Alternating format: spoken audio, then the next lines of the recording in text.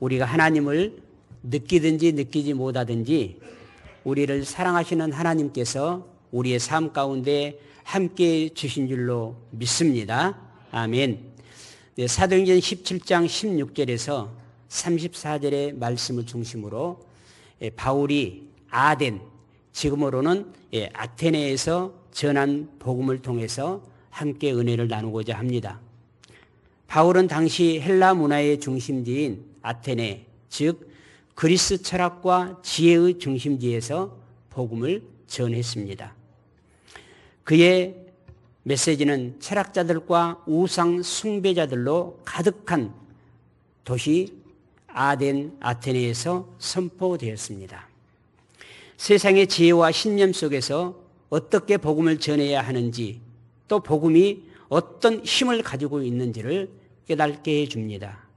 첫째, 바울의 영적 분노와 아테네의 우상들에 관한 말씀이 16절에서 18절에 있습니다. 16절 말씀에 바울이 아덴에서 그들을 기다리다가 그 성에 우상이 가득한 것을 보고 마음에 격분했다라고 했습니다. 바울은 아테네에 머무는 동안 그 도시가 우상으로 가득 차 있는 것을 보고 그의 마음 깊이 격분했다라고 합니다. 아테네는 그리스 문화의 중심이고 다양한 철학자들이 모여 있으며 늘 그런 철학에 자기의 생각을 가지고 논쟁을 벌였던 곳입니다.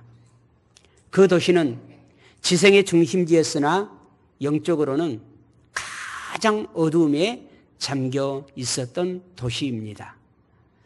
바울은 그 도시가 너무나도 아름다운 건축물과 그리고 그 시대에 가장 앞서가는 문화로 가득 찬 도시였지만은 영적으로는 헛된 우상 숭배에 빠져 있는 것을 두 눈으로 목격했습니다. 그리고 그들을 향하여 하나님을 경외하지 못하고 하나님을 알지 못하고 살아가는 그들을 바라보면서 그는 단순히 분노로 끝난 것이 아니라 좌절하지 않았습니다. 이곳에도 하나님의 복음이 전파되면 하나님을 믿는 사람들이 세워줄 것이라고 하는 믿음에 대한 확신을 가지고 있었습니다. 사랑하는 성도 여러분, 우리의 삶 속에서도 우리들의 시각과 생각에 저 사람은 절대 하나님을 믿지 않을 것이다, 절대 저 사람은 예수 믿지 않을 것이다라고 여러분이 생각하는 사람들도 있을 것입니다. 그러나 우리들의 삶 속에서 세상에 사는 사람들이 하나님을 알지 못하고 우상 숭배에 빠져 있는 모습을 보면서 우리들은 그들을 정죄하기보다는 그들의 영혼을 위해서 기도해야 합니다. 또 그들에게 우리 주 예수 그리스도의 영원한 생명의 복음을 전해야 될 사명을 느껴야 됩니다. 사도 바울이 격분했다라고 하는 그 뜻은 바로 자기 속에 있는 예수 그리스도의 복음을 전해야 되겠다라고 하는 이 사명이 불타올랐다라고 하는 의미인 것입니다. 두 번째 19절에서 21절에는 바울의 대화와 지혜로운 접근에 관해서 말씀을 합니다. 바울은 유대인의 해당에서 그리고 해당이 없는 지역에서는 많은 사람들이 모여있는 시장, 광장에서 만나는 사람들과 논쟁을 통해서 예수 그리스도의 복음을 전했습니다. 오늘 말씀에 그들 중에는 에피쿠로스와 스토아 학자들도 있었습니다. 에피쿠로스 철학은 행복을 통해서 쾌락을 찾아가는 것입니다. 인간이 불안과 고통에서 벗어나기 위해 욕망을 절제하고 특히 죽음에 대한 두려움을 버리는 것이 중요하다고 가르쳤습니다. 영혼이 죽음과 함께 사라짐으로 사후에 벌은 없다는 점을 강조했습니다. 신은 인간에게 개입하지 않기 때문에 두려워할 필요가 없다라고 가르쳤습니다. 반면에 스토아 학자들은 에피쿠로스 학자와 조금 다른 면을 가지고 있었습니다. 그들은 이성을 중심으로 세계가 질서 있게 운영된다고 보았습니다. 이들은 인간이 고통이나 쾌락 같은 외적인 상황에 흔들리지 않고 덕을 통해 내적인 평온을 유지해야 한다고 강조했습니다. 스토아 철학에서 중요한 덕목은 지혜, 용기, 절제, 정의이며 이를 통해서 자연과 조화를 이루는 삶을 살 것을 그들은 추구했습니다. 특히 운명이나 외부 상황에 대해 초연한 태도를 가지며 감정에 휘둘리지 않고 자연의 섭리에 따라 사는 것이 행복의 비결이라고 보았고 이러한 것들을 가르쳤습니다. 이 두 철학은 모두 인간이 고통에서 벗어나 행복에 이르는 길을 강조하지만 에피쿠로스는 쾌락과 고통의 회피를 강조하고 스토아는 이성과 덕을 통해서 감정을 초월할 때 평안이 온다라고 하는 그런 차이가 있습니다. 그들은 바울의 가르침을 듣고 바울을 가리켜서 수다장이라고 부르면서 조롱을 했습니다. 그러나 반면에 그들은 사도 바울의 확신에 찬 가르침을 통해서 궁금증을 가지고 있었습니다. 그래서 그들이 바울을 아레오바고라고 하는 큰 광장에 바울을 초청을 해서 바울로 하여금 말을 듣게 됐습니다. 이 아레오바고는 누구든지 자기가 가지고 있는 신념, 자기가 가지고 있는 어떤 철학, 자기가 가지고 있는 신앙을 그곳에 있는 많은 사람들에게 전파함을 통해서 자기를 드러내고 또 많은 사람들한테 인기를 얻어서 어떠한 정치적인 입지에 오르는 데 굉장히 중요한 자리가 아레오바고 광장이었습니다. 그곳에서 사도 바울이 내가 아레오바고 이 광장에 오니까 22절에서 23절에 아레오바고 가운데 서서 말하되 아덴 사람들아 너희를 보니 범사에 종교심이 많도다. 내가 두루 다니면 너희가 위하는 것들을 보다가 알지 못하는 신에게라고 새긴 단도 보았으니 그런즉 너희가 알지 못하고 위하는 그것을 내가 너희에게 알게 하리라. 내가 지금 이 아테네에 와서 보니 특히 아레오바고 광장에서 볼 때 신에게라고 하는 많은 사람이 손으로 만든 우상들이 있었다는 거예요. 예를 들어서 눈이 아프면 눈을 고쳐주는 신, 팔이 아프면 팔을 고쳐주는 신, 돈 때문에 고통당하면 돈의 문제를 해결해주는 신. 그러니까 우리 인간에게 일어나는 모든 문제를 해결해주는 하나하나의 신을 만들어서 헤아릴 수 없는 수많은 신을 보았다. 그래도 우리의 인간의 문제가 해결되지 않은 문제가 있었기 때문에 알지 못하는 신에게라고 하는 우상이 있는 것도 보았다는 거예요. 그러나 오늘 내가 너희들에게 너희들이 알지 못하는 신, 그 신이 누구인가? 바로 창조주 하나님에 대해서 내가 오늘 너희들에게 가르치겠다라고 그는 말합니다. 너희들이 많은 종교심을 가지고 있지만 아직 너희들이 참신을 발견하지 못했다는 것입니다. 그렇기 때문에 너희들이 알지 못하는 신에게라고 하는 우상까지 만들어서 숭배하고 있다는 겁니다. 바울은 그들이 알지 못하는 신, 곧 창조주 하나님을 그들에게 소개하기 시작했습니다.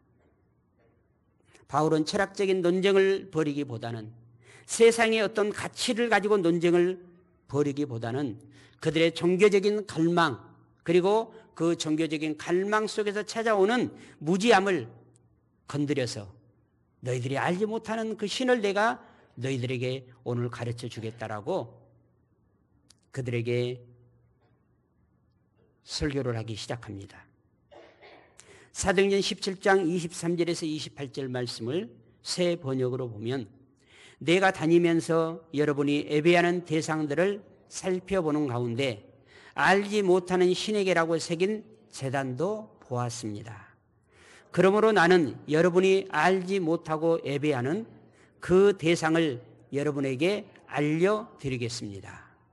우주와 그 안에 있는 모든 것을 창조하신 하나님께서는 하늘과 땅의 주님이시므로 사람의 손으로 지은 신전에 거하지 않으십니다. 또 하나님께서는 무슨 부족한 것이라도 있어서 사람의 손으로 섬김을 받으시는 것이 아닙니다. 그분은 모든 사람에게 생명과 호흡과 모든 것을 주시는 분이십니다. 그분은 인류의 모든 족속을 한 혈통으로 만드셔서 온 땅 위에 살게 하셨으며 그들이 살 시기와 거주할 지역의 경계를 정해 놓으셨습니다.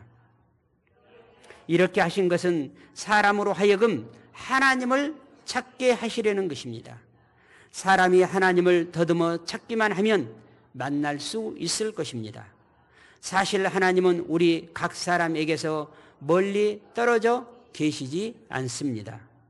여러분의 시인 가운데 어떤 이들도 우리도 하나님의 자녀이다 하고 말한 바와 같이 우리는 하나님 안에서 살고 움직이고 존재하고 있습니다. 이렇게 하나님에 대해서 소개를 했습니다. 바울은 창조주 하나님을 설명하며 그분은 모든 만물의 주인이시며 인간이 만든 신전에 계시지 아니하시며 손으로 만든 곳에 계시지 아니하신 분이라고 가르쳤습니다.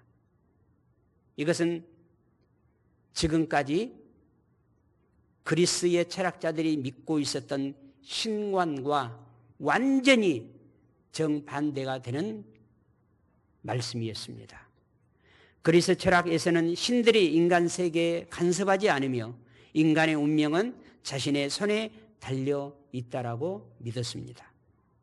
그러나 바울은 그에게 하나님이 모든 것을 주관하시는 창조자이시며 우리 인간의 생명과 호흡을 주장하시며 우리들이 어디에서 살고 있는 것까지도 주관하시는 분이라는 사실을 선포했습니다.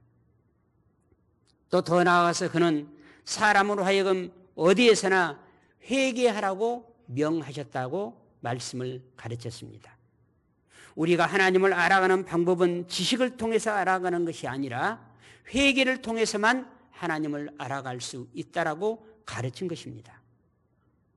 세상의 어떤 지식과 학문을 통해서 우리는 하나님을 알아갈 수 없습니다. 세상과 지식과 학문이 하나님의 어떤 분이신가를 잠깐 소개는 할 수 있지만 하나님의 본체를 우리에게 깨닫게 해주지는 못합니다. 오직 회개하고 제사함받아 예수 그리스도를 믿을 때만 하나님이 어떤 분이신지를 우리는 알 수 있는 것입니다. 사람들은 하나님을 알지 못해 죄 가운데 거하고 있는 것이죠. 이제는 회개하고 그분을 알아야 한다는 것이 철학에 푹 빠져 있는 아테네에 살고 있는 사람들을 향한 사도 바울의 설교였습니다. 더 나아가서 그 설교의 내용은 32절에 34절의 부활의 메시지였습니다. 바울의 설교가 절정에 이르렀을 때 그는 예수 그리스도의 부활을 선포했습니다. 이때 일부의 사람들은 조롱하고 그를 비웃었지만 그 중에 다른 사람들은 그 이야기를 더 듣고자 했습니다. 여러분, 땅에 씨앗을 뿌리지 아니하면 그 땅은 잡초로 가득하지만 땅에 씨앗을 뿌리면 잡초도 자라날 뿐더러 그리고 알곡도 그곳에서 자라납니다. 우리가 누구든지 어떤 사람에게나 우리 주 예수 그리스도의 복음을 전하면 그 복음을 반대하고 도리어 멸시하는 그런 사람들의 반응이 있지만 또 한편에서는 그 말씀을 더 듣고자 하고 그 말씀, 우리 주 예수 그리스도의 부활의 복음을 통해서 예수 그리스도를 만나고 하나님을 알게 되는 사람도 있다는 사실을 우리는 기대해야 합니다. 이처럼 복음이 선포될 때 나타나는 반응은 여러 가지이지만 사도 바울은 아무리 조롱해도 아무리 핍박을 해도 사도 바울은 복음 전하는 일에 있어서만큼은 타협하지 않고 무릎 꿇지 않았습니다. 이렇게 확신을 가지고 예수 그리스도의 복음만이 인류를 구원할 수 있다라고 하는 이 확신에 차서 복음을 전했을 때 그 복음을 듣는 자 가운데 예수님을 그리스도로 영접하더라는 생명의 열매가 나타났다는 것입니다. 사랑하는 성도 여러분, 바울이 아테네에서 복음을 전한 이 사건은 오늘날 우리가 어떻게 어떤 마음을 가지고 어떤 상황 속에서 복음을 전해야 하는지를 잘 보여주고 있습니다. 우리는 세상이 가지고 있는 헛된 우상들과 인간의 지식과 철학 앞에서도 두려워하지 말아야 합니다. 바울처럼 우리도 복음의 능력을 믿고 담대히 선포하는 저와 여러분이 되시기를 예수 그리스도 이름으로 축복합니다. 그들이 알지 못하던 하나님, 즉 창조주 하나님을 증거하며 예수 그리스도의 부활을 통해서 그들에게 구원의 길을 밝히 열어주는 저와 여러분이 되기를 바랍니다. 사랑하는 성도 여러분, 우리가 복음을 전할 때 그 어떤 사람들이 어떤 반응을 하든지 그것에 너무나 좌우되지 않기를 바랍니다. 어떤 사람은 우리의 복음을 듣고 즉각적으로 반응할 사람이 또 있습니다. 어느 분의 간증을 들어보니까 신호등에서 신호를 기다리다가 옆에 있는 청년에게 내일부터 우리 교회에서 생명의 상 공부가 시작되는데 한번 오실래요? 라고 했대요. 잠깐 신호 대기니까. 그런데 그 청년이 그 다음날 생명의 상 공부 시간에 왔대요. 그래서 와서 13주 동안 생명의 상 공부를 한다고 하니까 조금 머뭇거리더니 그래도 한번 왔으니까 끝까지 한번 참여해 보겠습니다라고 결단을 했다는 것입니다. 이렇게 즉시 복음을 듣고 반응한 사람이 있는가 하면 한 달이 지나도 1년이 지나도 몇 년이 지나도 반응하지 않은 사람도 있습니다. 그러나 우리가 그분의 심령 속에 살아있는 생명의 복음을 심어놨다면 언젠가는 반드시 때가 이름에 열매를 맺게 될 줄로 믿습니다.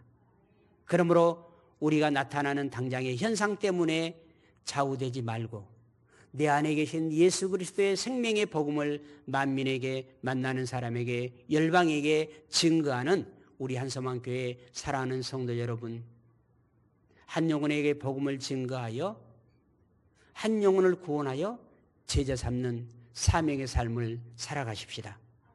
바울이 아레오바고 설교는 복음의 진리와 그 능력이 어떤 환경 속에서든지 역사되고 있음을 보여주고 있습니다.